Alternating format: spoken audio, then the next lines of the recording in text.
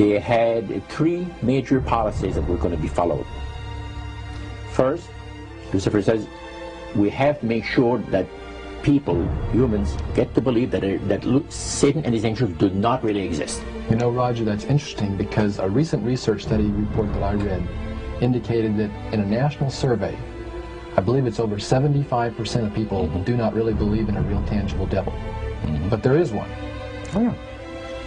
The next thing, the three parts policy that they had adopted there, the second one was to find a way of being able to get total control of people's minds. And that would be done by taking hypnotism out of the realm of the occult and introduce it as a new science for the benefit of mankind.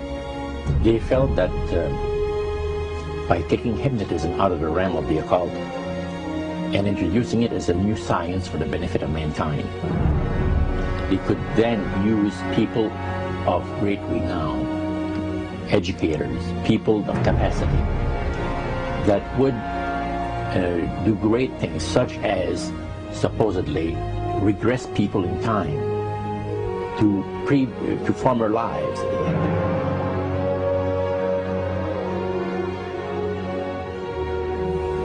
And of course, after the session is over, the person would not know a thing about ancient history.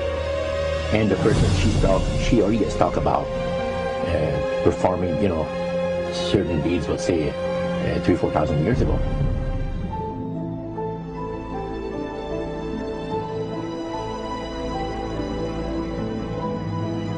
But this was their strategy. Now, what this would do for the thing is this, that it would create in the minds of the general public, solidly set in the mind of the general public, an unwavering trust in that great deception.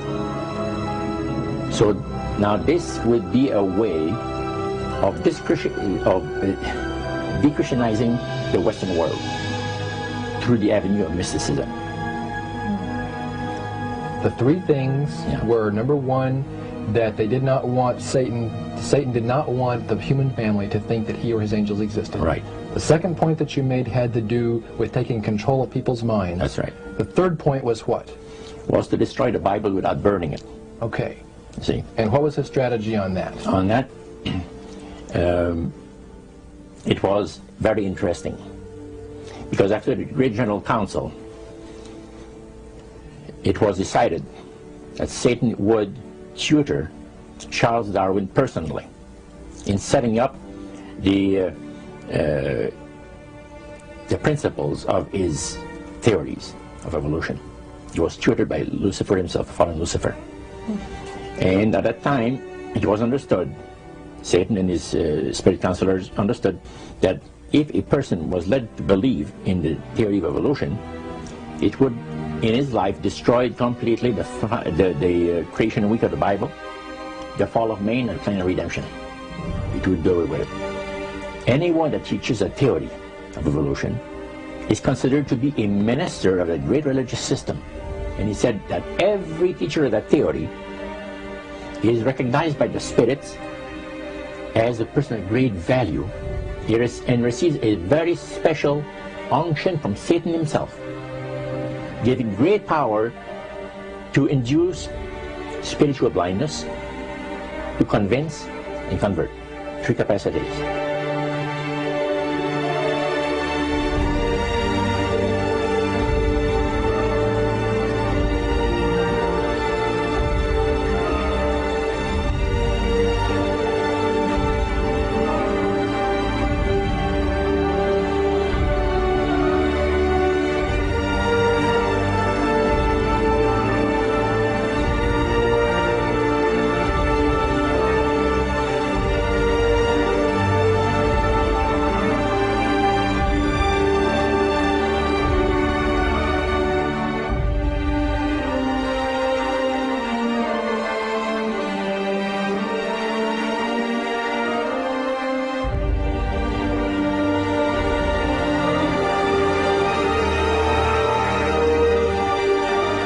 This is the grand plan, the master's grand plan. for harvesting the nations, for harvesting the multitudes of the earth into his cause, just before the close of the great controversy between the forces of good and evil. It's going to be done in a unique manner. This grand plan is going to take people are going to eat the stuff, because it says spirits, demon spirits, will declare themselves to be inhabitants of far distant planets in the galaxies that are coming to warn the inhabitants of planet Earth of the impending destruction of the planet unless something seriously proper is done to avoid it.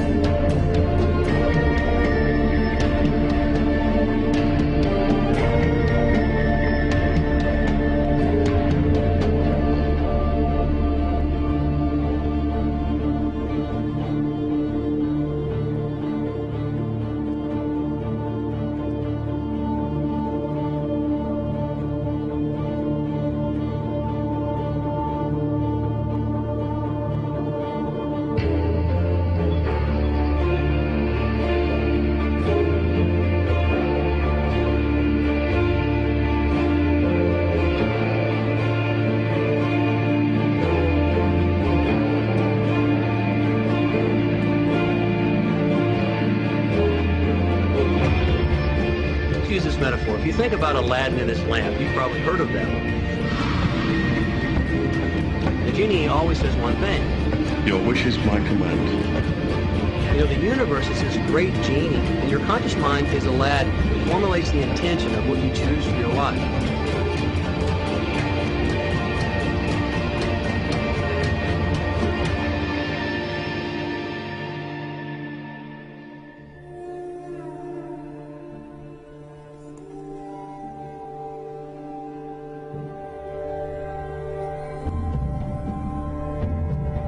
At the very heart and core of all these secret societies lurks the Kabbalah. It is a method of encoding information through a system of mathematics and numbers. These people that belong to the secret societies never dared to write down in any language what they knew, what it was that they were guarding, because then someone could steal it and then the secret would be out. So they took this knowledge and they made it occult through a system of encoding, encryption, one of which is mathematics, numbers. Another is architecture. Everybody wonder, why do they have a fraternal organization called the Freemasons? Aren't those the guys that build walls? You bet they do. But every wall they build contains the secrets that have been kept and maintained throughout the ages, and it's encoded in the architecture and in the measurements of the buildings and in the mathematical formulas used to derive the geometry, the shape, the length and breadth and height of rooms. It's all encoded there.